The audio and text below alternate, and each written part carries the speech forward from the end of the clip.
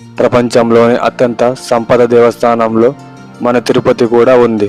తిరుమల తిరుపతిలో ఉండే సంపద ఎన్నో దేశాల బడ్జెట్ కంటే చాలా చాలా ఎక్కువ.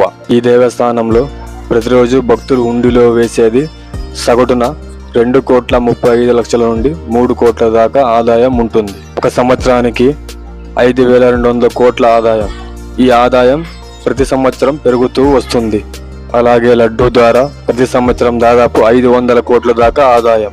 అలాగే బ్యాంక్ ఇన్వెస్ట్మెంట్ల ద్వారా ప్రతి సంవత్సరం 1,310 కోట్ల వడ్డీ కూడా వస్తుంది. మన శ్రీవారి ఆలయాన్ని ప్రతిరోజు దాదాపు 60,000 మంది భక్తులు కూడా దర్శించుకుంటూ ఉంటారు. ఈ ఆలయంలో 11 నుండి 12 టన్నుల పైనే బంగారం ఉంది.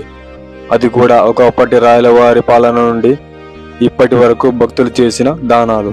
ఇక్కడికి వచ్చే ప్రతి భక్తుడు అన్నదానం అనేది 3 పూట్ల జరుగుతుంది. ఏ భక్తుడు కూడా ఇక్కడ ఆకలి అన్న పదం వినపడదు. సో చూసారు కదా ఫ్రెండ్స్, ఈ ఇన్ఫర్మేషన్ మీకు నచ్చినట్టయితే ప్రతి ఒక్కరికి షేర్ చేయండి. అలాగే మన ఛానల్ని సబ్స్క్రైబ్ చేయండి.